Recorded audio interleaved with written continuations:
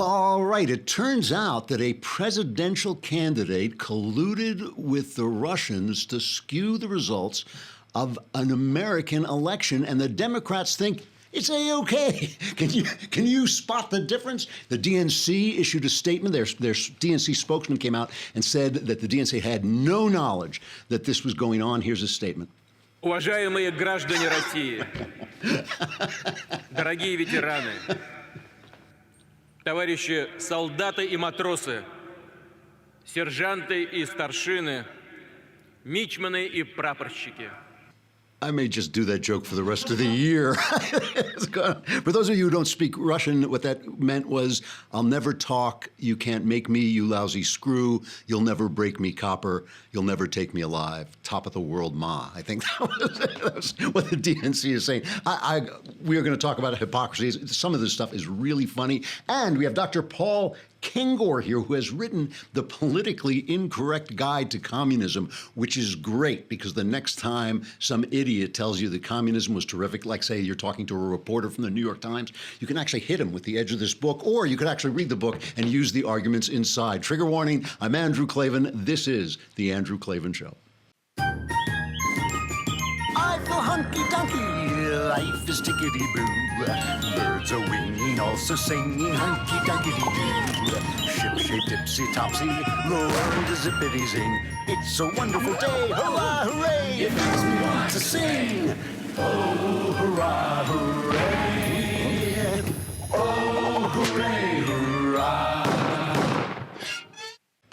All right, it's over. The week is over. The Klavanless weekend is it's hanging above you like the sword of Damocles. Look it up.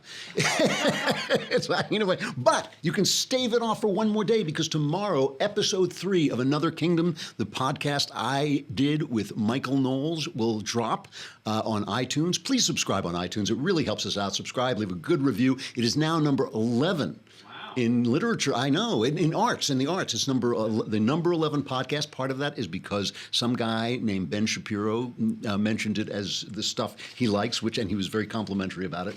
And it's a story of this Hollywood kind of nobody who walks through a door and suddenly finds himself a murder suspect in this fantasy world. But it gets really complex and interesting as it goes forward. And the 3rd episode, which, as I say, drops tomorrow, is where things start to turn around. You want to be there for this, so you do not want to be at the post office waiting online. How's that for a segue? That's great. I'm a professional broadcaster, folks. I can just do this stuff like that. If you do not want to stand online at the post office, listen, I love the post office. I always hate it when people attack the post office because they handle so much stuff and they really do it relatively well. It's amazing how few mistakes they make. That's just the problem, that actually going to a physical post office is so 20th century, and we do not do that anymore. You don't want to have to stop what you're doing. You don't want to have to go down the road. You don't want to have to wait online, hope they have what you want, all this stuff.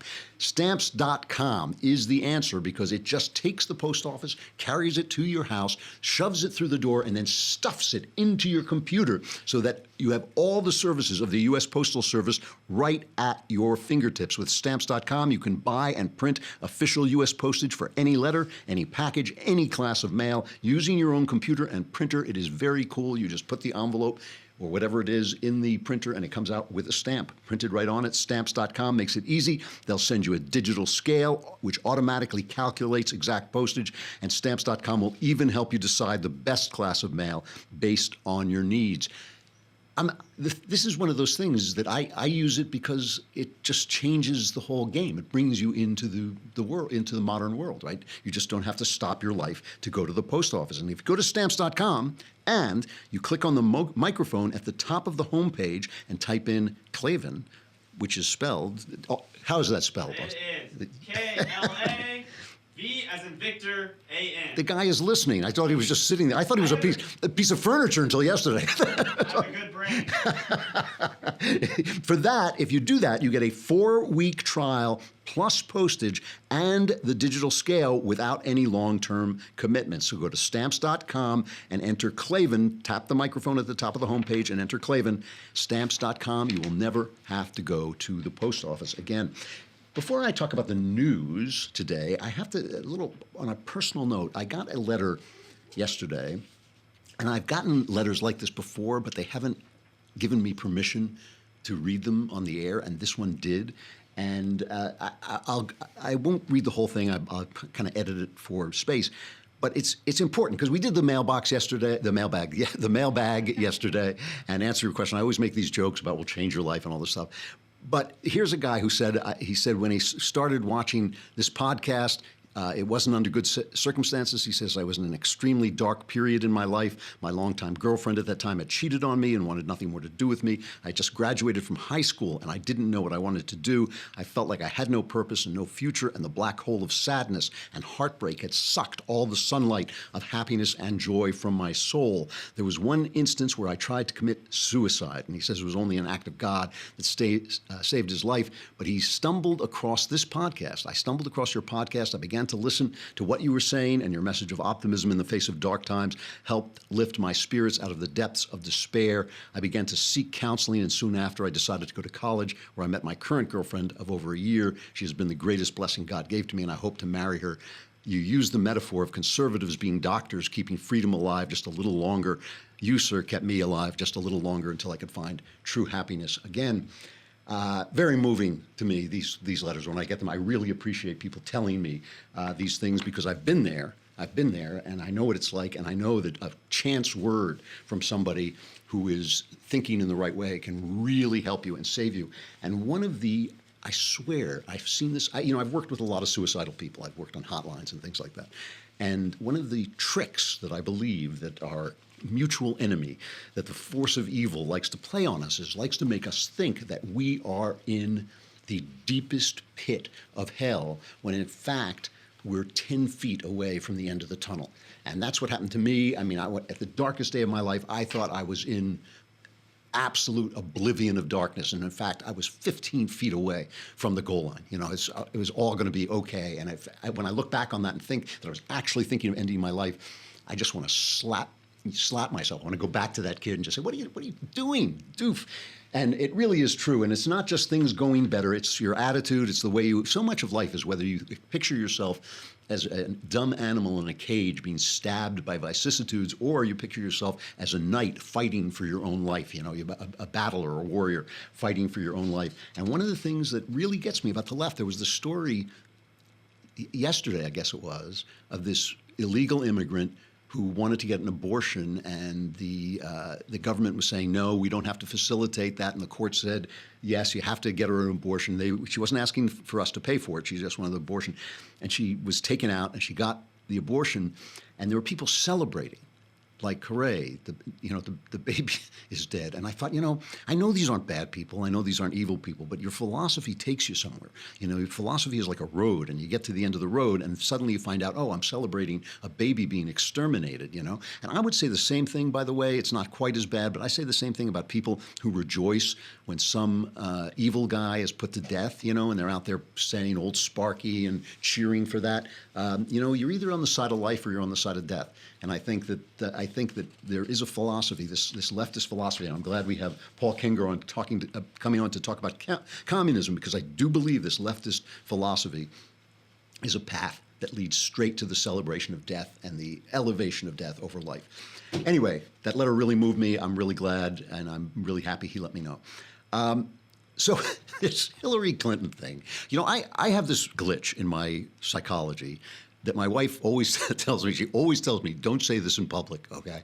And it's the glitch in my psychology is that there's something about corruption that I find hilarious. And I know that corruption hurts people, and I don't find that part hilarious, but there is something about the overt, when people become overtly corrupt, it's so obvious they've lost the plot of life. And, I always say that humor is a proof that man is a fallen being, because what is funny is what's funny is a guy in a tuxedo slipping on a banana peel and falling into a puddle. That's funny because he thinks he's high and distinguished and looking good, and suddenly he goes splash. And so what's funny about corruption, I think, is that we know we're supposed to be something so much better than this, but these guys fall into it. It's like George Stephanopoulos being the head news guy on ABC, this Clinton functionary being the top news guy at their network. They're so corrupt, they're so biased that they just do it openly, and this happens again and again. So yesterday we were talking about the scandal, and I know it gets complicated, but the simplest part of the scandal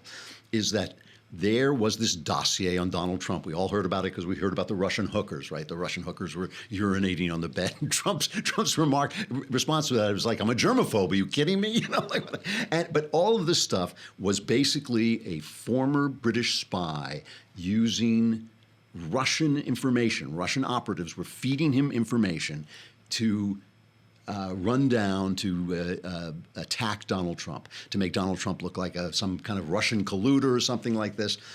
And it turns out, they keep saying that the GOP began to finance this, and then the Democrats and Hillary Clinton took the financing over. That's not true. The GOP did go to the same company, Fusion GPS, but it's the Democrats who went after this dossier. They paid for this dossier, and they denied it and denied it and denied it. And this is the dossier that James Comey took to Trump and to Obama, and it's kind of started this whole Russian thing. And we don't know how much. The FBI was actually going to pay this guy, Christopher Steele, the spy, to keep on doing this Oppo research. And then they decided not to do that. And they're still trying to find out about this. But we'll get to that in a minute. But the point is that it is now clear that Hillary Clinton essentially colluded with the Russians to have an effect. When you take out the middleman, when you take out the Fusion GPS people, they colluded with the Russians to affect this relationship. So first, one of the funnier things yesterday is Trump, because Trump is now walking on air. He's got this spring in his step. He's going out to his chopper, and because it's just the cigar blew up in their faces, and he loves it. So this is cut number one, Trump celebrating the turnaround. The whole Russian thing is what it's turned out to be. This was the Democrats coming up with an excuse for losing an election. It's an election that's very hard for a Democrat to lose, because the Electoral College is set in such a way that it's very hard to lose that election for a Democrat. They lost it. They lost it very badly and very easily. I mean, you look at the votes. It was 306 to what, 223 or something. They lost it by a lot. They didn't know what to say, so they made up the whole Russia hoax. Now it's turning out that the hoax is turned around, and you look at what's happened with Russia, and you look at the uranium deal, and you look at the fake dossier, so that's all turned around. I love it. This is what President Donald, he lives for this. I mean, he lives for it, But this is the thing I got to get to. Now, so just remember what's happened. Now we know that Hillary Clinton and the DNC, through this lawyer, and they use this lawyer so he can talk about confidentiality and he doesn't have to testify about it. We know that they went to foreign agent. The British spy is a foreign agent. That's the first thing. He's a foreign power. And we know that the information was coming from Putin, from the Russians, so that foreign power, to get Oppo research on Trump. Okay, now think back. How far back is this? What is it now? It's October. It's like a month ago. It's like September, I think. Donald Trump Jr., the New York Times turned up the fact that Donald Trump Jr. had a meeting with a Russian lawyer. Her name was like Natalia Veselnitskaya, something like this, right? And he went to have a meeting with a Russian lawyer because she said that she had Oppo research. He got into the room. She said she had no Oppo research, and he walked out. Now, let's just remember what the Democrats, and I cut this montage down to about a minute and a half, but it actually goes on for 3 minutes. These are top Democrats, Blumenthal, all of them. I'm gonna play more because this is how they reacted to news that Donald Trump Jr. met with a Russian lawyer to get Oppo research, which he never got. Okay, let's listen.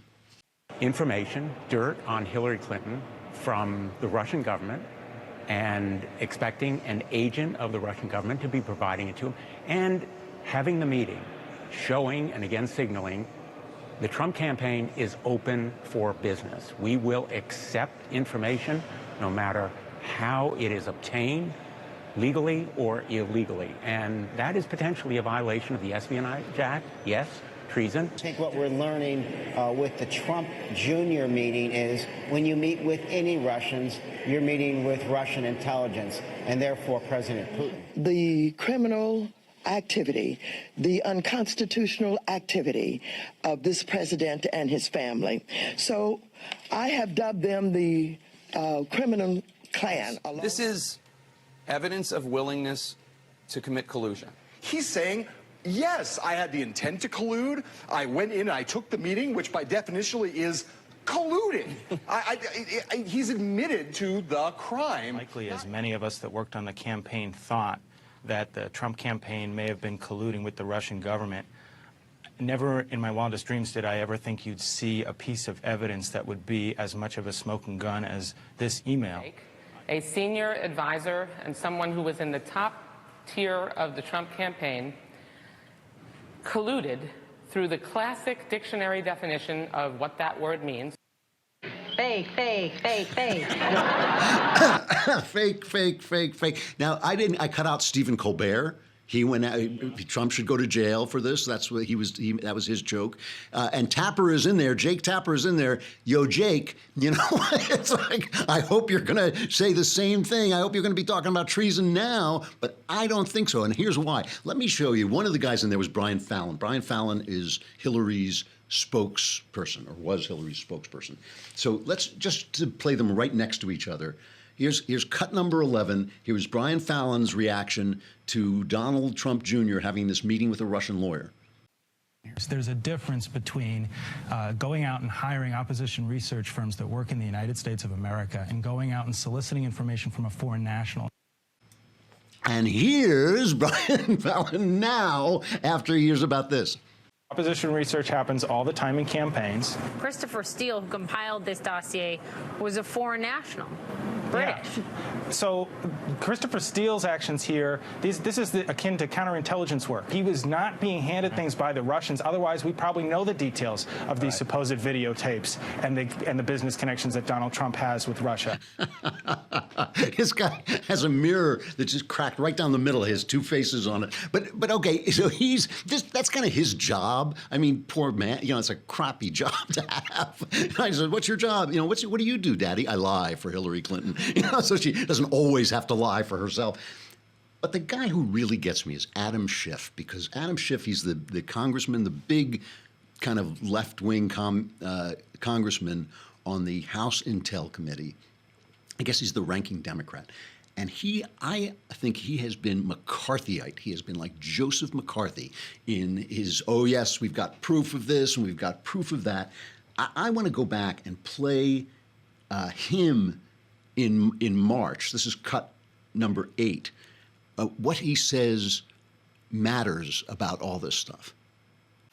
We will never know whether the Russian intervention was determinative in such a close election. Indeed, it is unknowable in a campaign in which so many small changes could have dictated a different result. More importantly, and for the purposes of our investigation, it simply does not matter. What does matter is this. The Russians successfully meddled in our democracy, and our intelligence agencies have concluded they will do so again. So it doesn't matter what they were doing. It doesn't matter whether the information was true. What only thing that matters is that Russia was meddling in our democracy. That's the only thing that matters. And here is this same weasel, Congressman Weasel, this same guy reacting to this news of Hillary Clinton. This is the cut before, cut 7. We've known for some time, at least it's been publicly reported, that the dossier or the hiring of Christopher Steele was initially on behalf of one of the Republican candidates and later on behalf of the Democratic candidate. This was the first confirmation of half of that, but it doesn't really shed any light where we really need light shed, and that is how much of what Mr. Steele found can be corroborated, how much of it is accurate. We've been working hard to answer those questions, which are really what the American people need to know. And indeed, some of the dossier has been corroborated. What I find most significant about it is the fact that Christopher Steele, no matter who is paying for his services, may have discovered before our own intelligence agencies that the Russians were going to interfere in our election on behalf of Donald Trump. So we have a lot of work to do in terms of a lot of the claims in the dossier, but I don't think it really adds much value to know who paid for it necessarily. And I view this as part of the effort to discredit him, which really doesn't advance the investigation. So before, all that mattered was the Russians were meddling, but now what matters was when the Russians were meddling, what did they say? What did they say? And also that stuff about it's been corroborated. There is no evidence in the public that any of the evidence in that dossier, any of the charges in that dossier have been corroborated. They keep saying it. It's a Democrat talking point, and maybe it's true, but we certainly don't know anything about it. And the thing on top of this is the FBI, which may have had a role in this, may have used this dossier, this fake dossier, as evidence to bring to a FISA court so they could wiretap, Paul Manafort and some of the Trump people. They're stonewalling. They've been subpoenaed, and they won't turn over. We'll talk about that more, but we have Paul Kengor coming up with the author of the Politically Incorrect Guide to Communism, which is really entertaining and something you should really know about. And we're going to talk to him in a minute, but first I got to say goodbye to Facebook and YouTube because you didn't subscribe. You got to come over to thedailywire.com. You can listen to the rest if you subscribe for a lousy $10 a month. You can watch the whole thing right there without being cast out into the exterior darkness where there is great weeping and gnashing of teeth. Plus, for a lousy $100, you subscribe for the entire year. And when Democrats do their great weeping and gnashing of teeth, you can put it right in your leftist tears tumbler and drink it down cold or hot, however you like it. Come on over to thedailywire.com. This is going to be a really interesting conversation.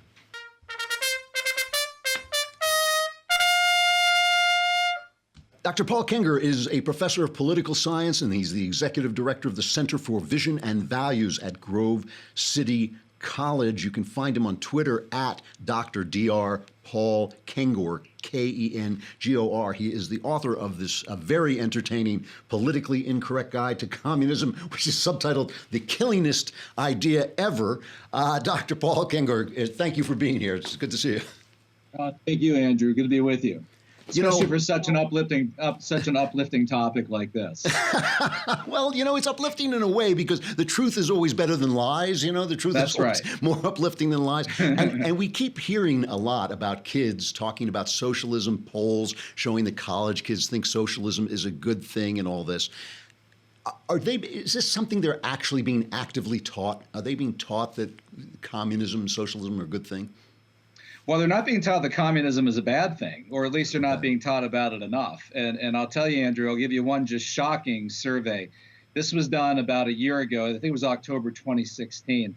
And the group Victims of Communism Memorial Foundation did the study. And by the way, just the fact that there needs to be a Victims of Communism Memorial Foundation does a lot, right? But they found that not a majority, thankfully, but a disturbing number of Americans, and this isn't just millennials, this is across the board, it was close to a third, actually believe that George W. Bush is responsible for more deaths than Joseph Stalin. Wow, really? It's amazing. Okay. Absolutely amazing. And I mean, you could only believe that if you've spent the last 4 years in your kind of local academic insane asylum indoctrination center where you've heard Bush bad, Bush bad, Bush bad, Bush bad, and you never learned about the crimes of communism. And, it's not so much that they're necessarily being taught pro-communism or to believe in communism, but they're just not learning the horrors of it. And I mean, everyone ought to know that not only is Stalin responsible for far more deaths than George W. Bush, but he was responsible for more deaths than Hitler was. People should know that Mao was responsible for more deaths than Stalin was. And, communist governments killed anywhere from minimum of about 100 million people. That's according to the Harvard University Press book, The Black Book of Communism, to as high as 140 million people. And I mean, you'd have to literally combine all the dead from World War I and World War II and then double them to get anywhere near those numbers. And these weren't, I mean, you talk about George W. Bush killing people. George W. Bush was fighting a war against people who wanted to destroy us. These were his own people. These were farmers. I mean, Russian farmers who were being starved to death, and the Chinese were wiping out their own guys. Well, that's right. And I mean, I don't know what number we could even tag Bush with, right? But, yeah. I mean, I guess the most wild leftists could blame Bush for, I mean, I guess thousands of American deaths in an unnecessary war, perhaps, right? If that's what you believe, maybe 3,000 or 4,000 deaths, 5,000 deaths, something to that. You could even try to blame him for a number of Iraqi deaths if you want. But I mean, that doesn't hold a candle to 60 to 70 million deaths by Joseph Stalin. Yeah, and yeah. Those are the latest numbers by Alexander Yakovlev in a Yale University Press book. He said Stalin alone killed 60 to 70 million people. And it's interesting, you mentioned Joe McCarthy in the last segment. I mean, they will learn, modern millennials and college students, that Joe McCarthy was a bad guy.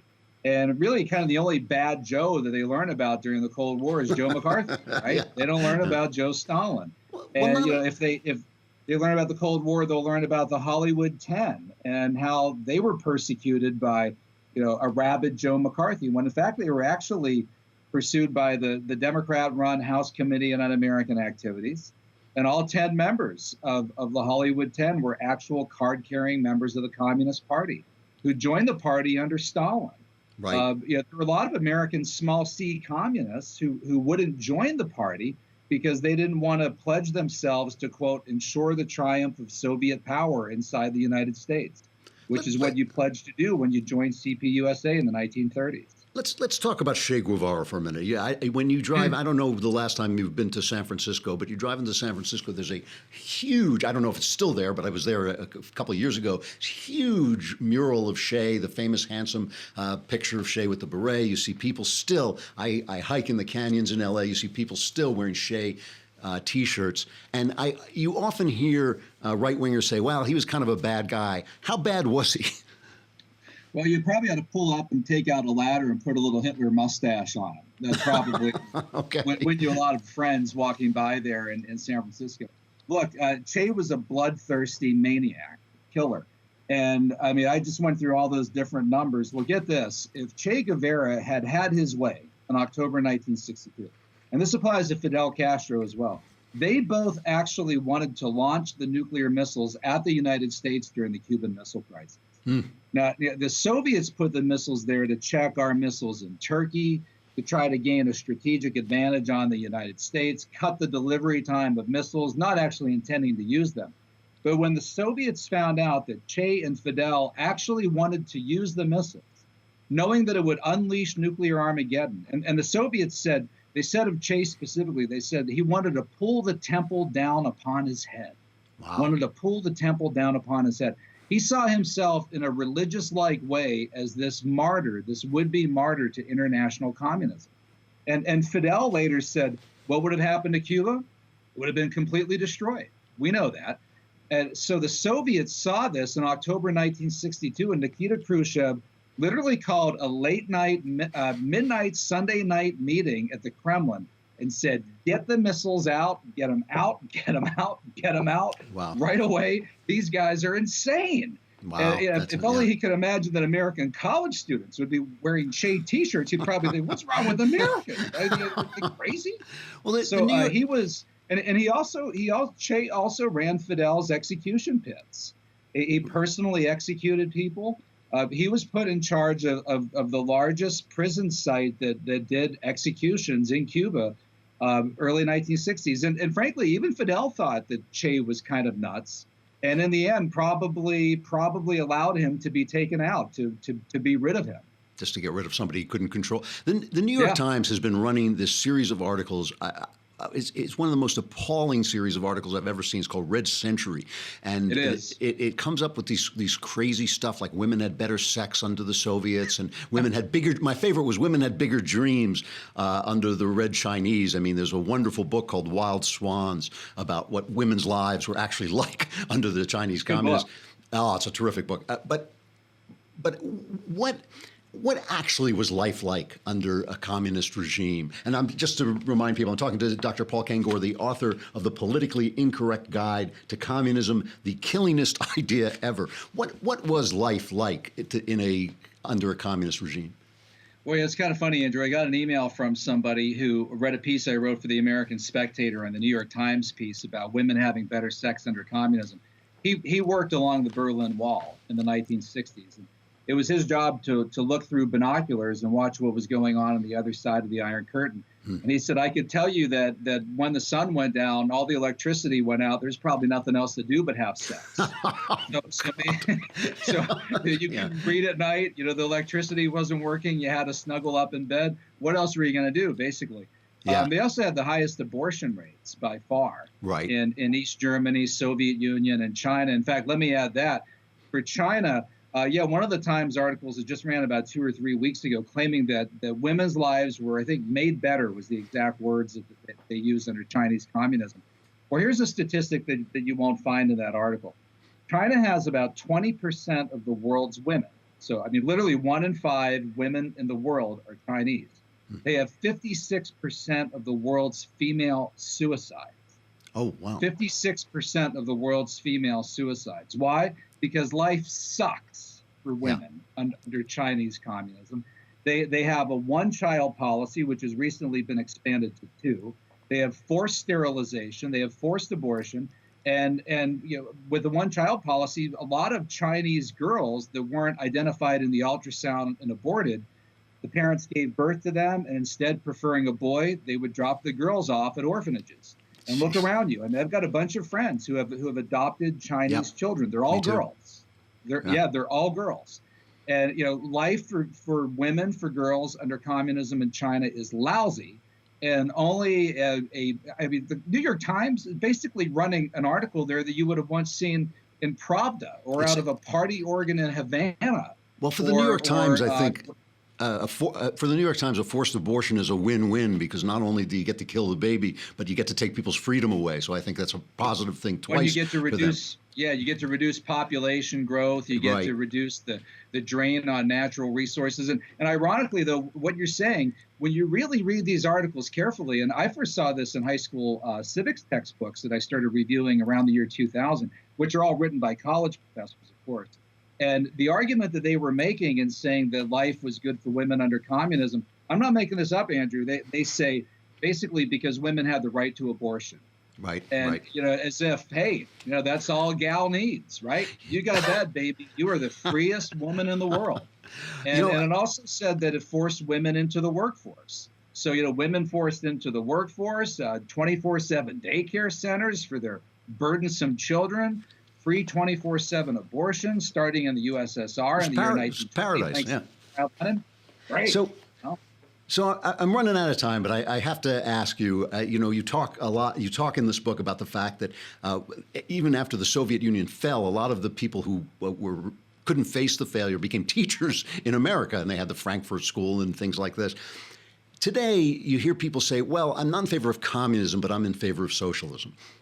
Right. Is there something inherent in these ideas that is in itself evil? Because you think like, well, these are people trying to make more equality, and obviously grotesque inequality is not a good thing. There's a kind of a good intentions idea behind it. Is there something inherent in these philosophies that causes this destruction? Well, in Marxist theory, socialism is a step on the way to full communism. It's a kind of a transitory step on the way to communism. But also, you'll find that communists use the word socialism and communism interchangeably. In fact, USSR, right? The second S stands for socialism. And here's another thing that's really important. I'm running into a lot of millennials who are saying, oh, I'm a democratic socialist. Well, I got news for you. Lenin and Trotsky and Stalin, they were in the Social Democratic Party of Russia before it split into the Bolsheviks and the Mensheviks in 1903. You mentioned the Frankfurt School, Herbert Marcuse, the new left guru, the cultural Marxist. He was a social democrat. He was a democratic socialist. So there's not a lot of difference in these ideas. Wow. Paul Kengor, the author of The Politically Incorrect Guide to Communism, the killingest idea ever. It really is good to get this so that when you're sitting around the Thanksgiving table and your 17-year-old nephew starts telling you how great it is, you can just hit him with the edge of this book if you don't want to read it and take the arguments. Thank you, Paul. It's been really good talking to you. I hope we do it again. Thanks, Andrew. Hit him with the turkey and then hit him with the book. It really is an unbelievable state of affairs that people living in this country. Ronald Reagan used to say he wished he could just take the leaders of Russia and fly them over a normal middle-class suburb in America because they would have been so shocked by how well we live here. I just want to go back for 1 minute to talk about this kind of FBI angle of this story, that the FBI is covering this stuff up, is is not giving over the documents. And Paul Ryan, Speaker of the House, said, it's time to cough up. Listen to this. Listen to how frustrated he sounds. It's really frustrating. We've had these document requests with the administration and the FBI in particular for a long time, and they've been stonewalling. The FBI and the Justice Department needs to give Congress the documents it's been requesting, and they need to do so immediately. You know, and this is they've got all these subpoenas out, and the FBI is holding them up. Fusion GPS is going to court trying to keep from doing it. Their guys have pled the Fifth Amendment under questioning. I mean, this is really, really bad stuff. You know, and the New York Times, on top of this, by the way, they're whining. People like Maggie Haberman, you know, famed for her anonymous source stories, which we now see are all coming from the FBI, and they're all coming from these intelligence sources who are now just Democrat shills. They're all complaining, we were lied to, we were lied to. Let me tell you, let me show you why these guys can be lied to. Let us take a trip to the New York Times op-ed page, or as we like to call it, Knucklehead Row. Oh, hey, hey, oh, hey, oh, let's go waltzing down to Knucklehead Row. So there's what everybody loves in the press is these big fights between, you know, Senator Jeff Flake and, you know, Bob Corker, and they're yelling at Trump, and basically Trump, they're having to retire. They're having to leave the Senate because they cannot get support, because people are basically the Republican Party is turning into a more Trumpian party. And so as they leave, they're throwing these dirt bombs. And what I love is after Flake made that speech in the Senate, he made the rounds of all the news agencies, and they all asked him the exact same question. We have a montage. This is cut number 15. This is Flake going on all the news agencies. They just want to know one thing. You write, it is time to take a stand against Trump. If he is dangerous to democracy, as you say, should he be removed from office? I don't think any of those remedies are justified. I really don't. We ought to actually lead. Well, there is a way that Congress can change this. Do you think Congress should be pursuing every avenue to get President Trump out of office? No, I don't want to go down that road. I think that we ought to simply require more of our commander-in-chief and our leader. They're saying actions speak louder than words. What do you do now to actually make a change in the leadership? What do you do behind the scenes in the Senate? What can you do in politics going forward? And so it's up to us to stand up and say this is not acceptable. Are words enough, though, Senator? What should you and your colleagues be doing? It seems like, as you say, a lot of your colleagues may agree with you privately. Some are speaking out as well. But there also seems to be a pretty prevalent view that the party just has to stick together to get tax cuts. And I guess my question is that prize worth the price? That's George Stephanopoulos, the guy who said to Hillary Clinton, I love you, Hillary. It's in his memoir, I love you, Hillary. And now he's a newsman. I mean, that's the face of corruption. Right there, that very fact is the face of corruption. But please, it's like, please, won't you impeach this president? So the point is, these guys got lied to, and they got taken to the cleaners by Hillary Clinton, one of the biggest liars in town. As somebody who, how do you know Hillary's lying? Her mouth is moving, right? So these guys got sucked in by these people. They didn't report this story. The Washington Post finally reported it, but the Times said they had the story, but the Clintons denied it. So the Clinton people denied it, so why wouldn't they believe it? The reason is because you guys are children. You have been reduced to the level of children by your gullible left-wingery. And here is an example from Knucklehead Row at the New York Times. The editorial board writes, the real reason for Republican silence on Donald Trump. Here's the real reason for... And just listen to the logic of this, okay? It's less striking that a few Republican congressmen have publicly denounced President Trump's conduct than that most of their colleagues have not. Their fellow legislators have silently accepted his outrages. Why? In exchange for policies they've always wanted. So they've accepted the fact that Trump is rude, and he is, and I've talked about this, and I don't like the fact that he's rude and a bully. They've accepted that to get policies for the American people, to do their job, to get the things that he was elected to get and that they were elected to get. So they go on. On Tuesday night, the Senate, with a tie-breaking vote from Mike Pence, followed the House in voting to overturn a rule that would have allowed consumers to file class action lawsuits against banks and other financial institutions rather than be forced to take their disputes to arbitration. This is an Obama thing that was forced down people's throats.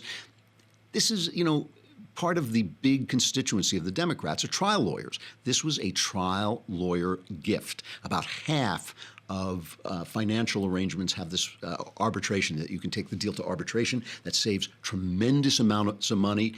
And it means that that money you pay for, that money goes into interest rates, hikes at credit cards and all these things. And who does that hurt? You know, it doesn't hurt me. I pay off my credit card debt every day. But if you can't pay off your credit card every month, you're the guy who gets nailed by it. But it helps those. It's basically a transfer of wealth from business to trial lawyers. That's what it is. All right, so here is the agenda in New York Times speak. Here is the agenda that Republicans want, okay? Healthcare sabotage. I'm reading this off the page. This is what Republicans wake up. You know, I think I want to sabotage Americans' health care. You know, that's what I want. Healthcare sabotage, environmental harm. That's the other thing, you know, like Mitch McConnell, that's what he wakes up. He lies awake at night going like, how can I harm the environment? They want to hurt workers. It's like elementary school. It really is. It's like elementary school. This is the agenda that Republicans are, you know, are supporting Trump for. They want to hurt workers. They want to destroy the environment. They want to make housing less affordable. That's Paul Ryan's special thing. You know what? I want fewer people to be able to afford a house. I mean, think about. Well, let's go. And helping big corporations and putting lives at risk.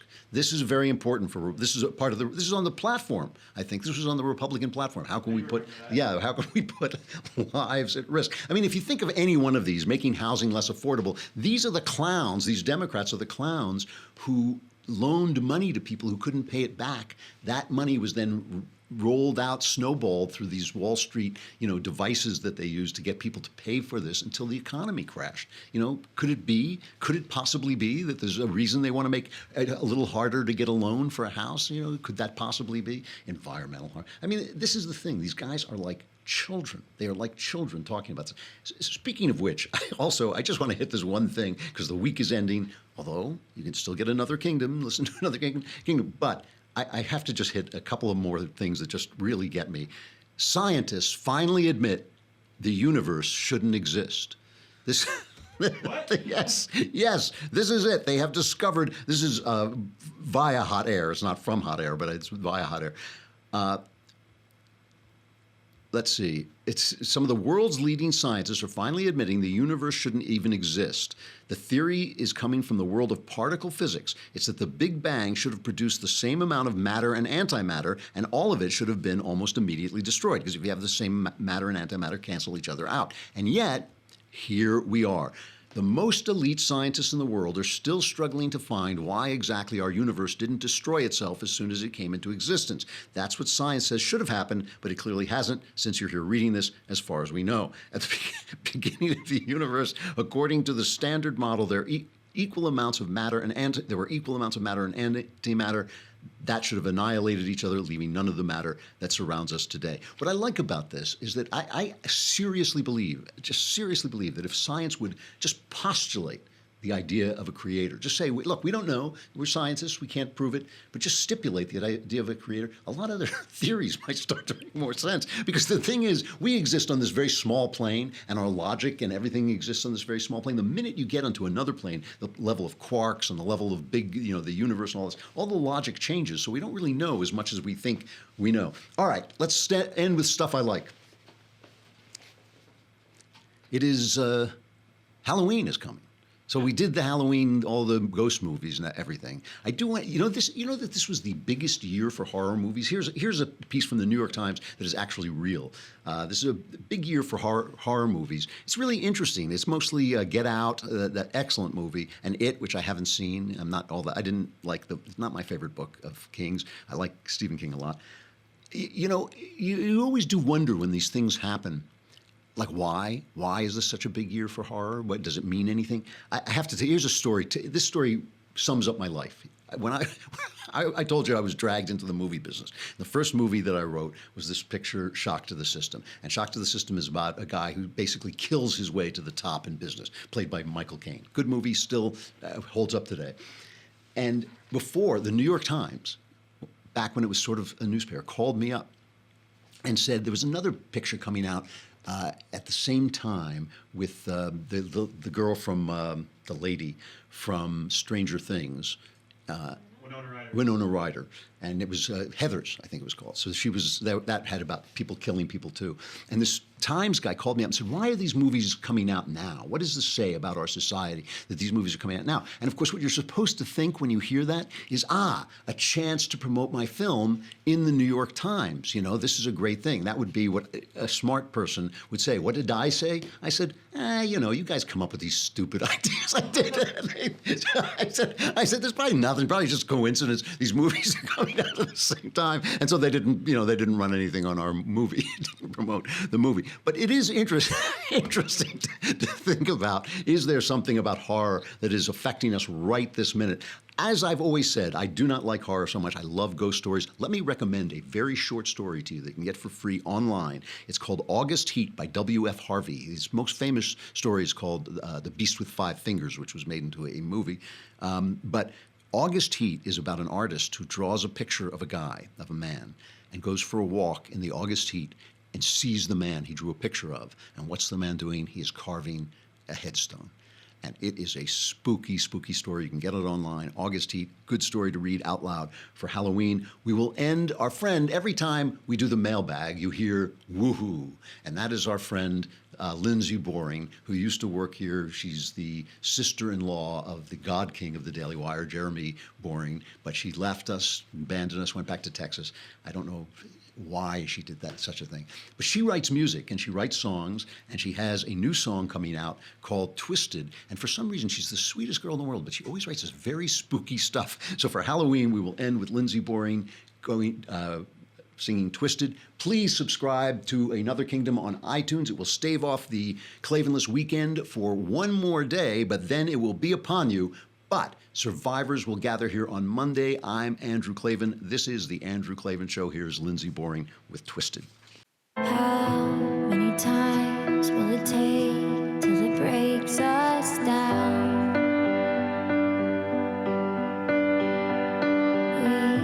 We used to laugh.